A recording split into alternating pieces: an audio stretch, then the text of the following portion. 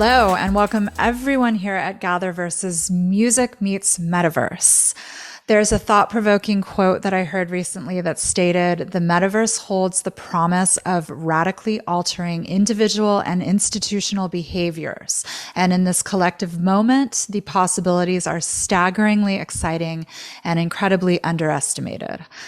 So as an explorative type and a futurist, I'm consistently very curious about and feel enthusiastic about many of these revolutionary new tools immersive technology is giving us and how we can use them as what I like to call next level tools to create art and music and to gather in really unique and revolutionary new ways. And because of this, I want to tell our community here from my own personal perspective, how powerful, fun, and many times very unifying this can be when done right and responsibly, especially in the music and arts world. I've been really inspired by the innovation, artistry, and these technological advancements everyone's seeing to come unfold, and happy to be a part of these different strong communities, musician and business communities springing up on various VR platforms, and the people behind these platforms and so many of us joining in they're really like pioneers, and it's an exciting time for sure. If you're listening now, you're probably curious how this all works from various insider perspectives and how you can potentially join in the future of entertainment. So I'm here. My name is Celeste, and I am an immersive experience designer, a VR event producer, music and sound director. I also have an extensive history as a California-based DJ and music producer. I'm a music fanatic, 15 plus years of concert, festival, nightclub, and conference production experience. I love designing and executing exciting, cutting-edge music and entertainment-related events, both physically, virtually, and also in the metaverse.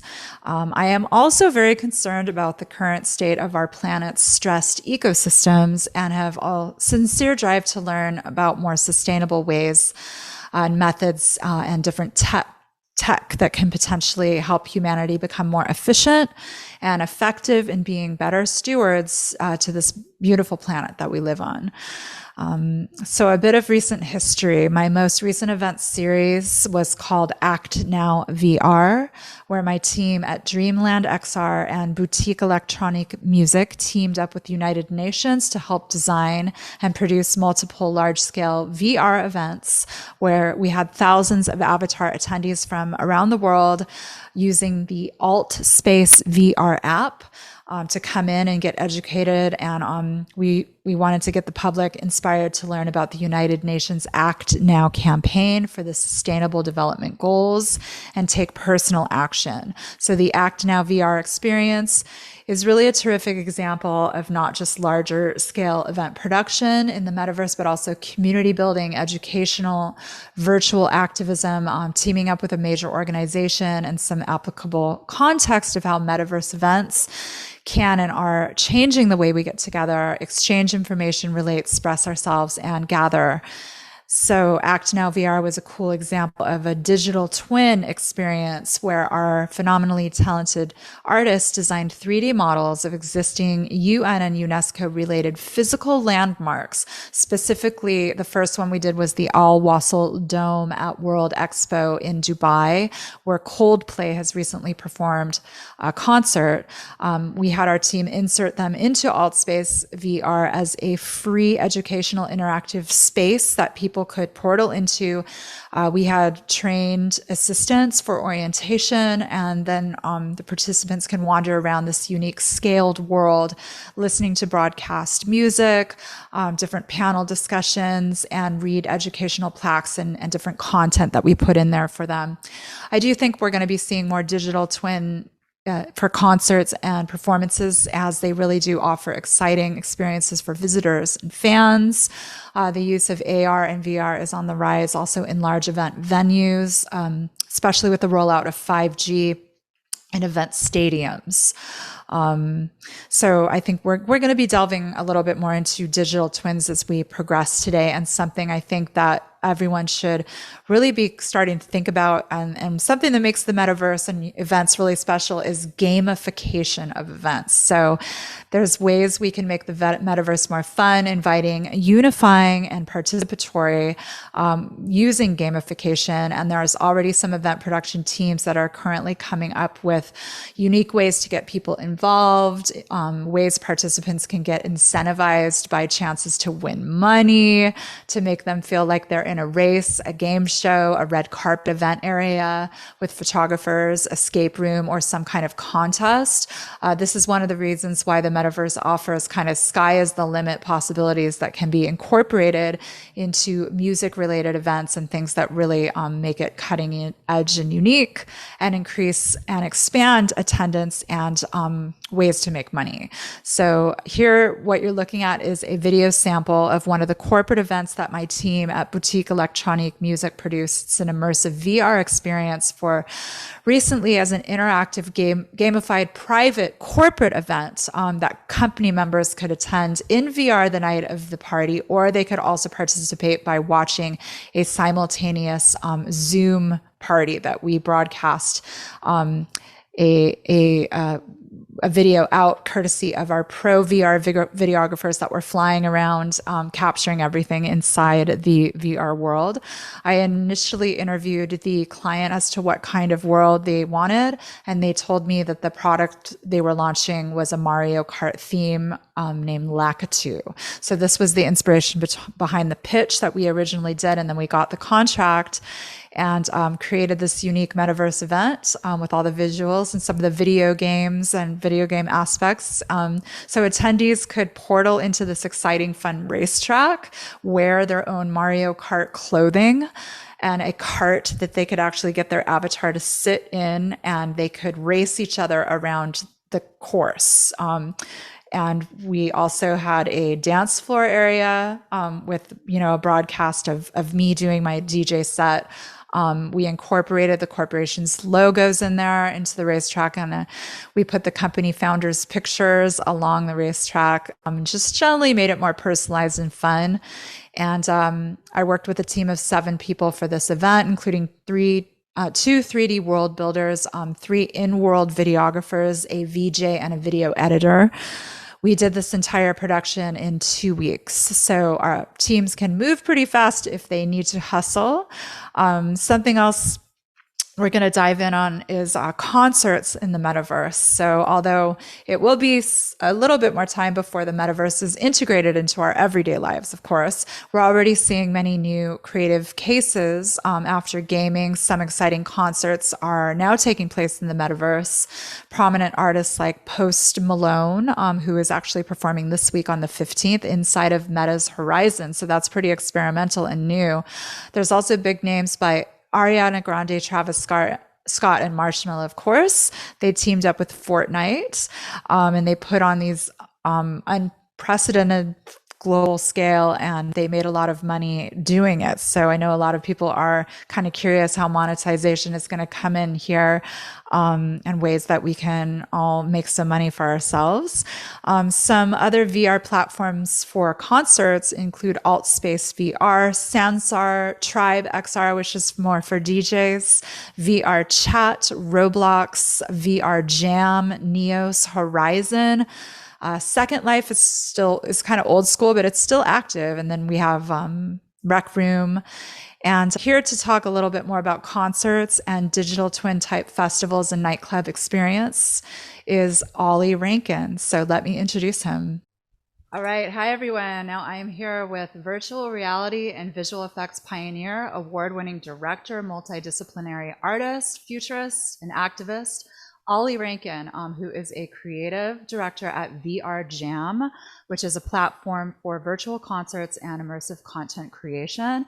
He's also a co-founder and technical director with Lost Horizon, which is a hybrid venue with an exact digital twin capable of replicating performances into VR in real time. So welcome, Ollie, and a friend of mine for Hey, a couple years now from the metaverse and beyond. great to be here, Celeste. Thank you Yeah. for inviting me. Of course, thank you. I really respect your leadership in the field and your tenacity working with these very new cutting edge programs and platforms.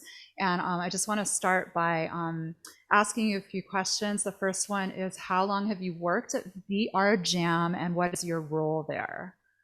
Yeah, so I joined VR Jam way back in 2017. A friend of mine introduced me to Sam Spate, the founder and CEO, and we connected over the fact that I shared a fascination with virtual reality. I'd already been working in virtual reality for a few years by that point.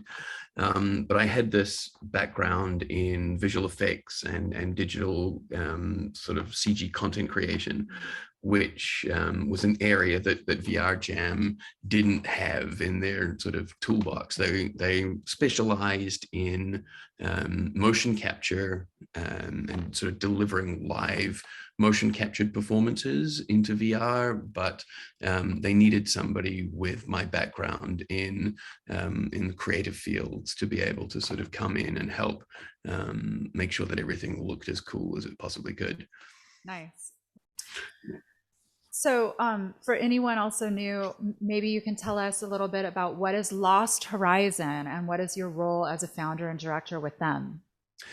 Yeah, so when the pandemic hit, we'd been working with VR Jam for a few years, trying to convince people that putting virtual events on was going to be an important thing. That making events more accessible and inclusive, that reducing the carbon footprint of large scale live events were all good reasons to do them virtually.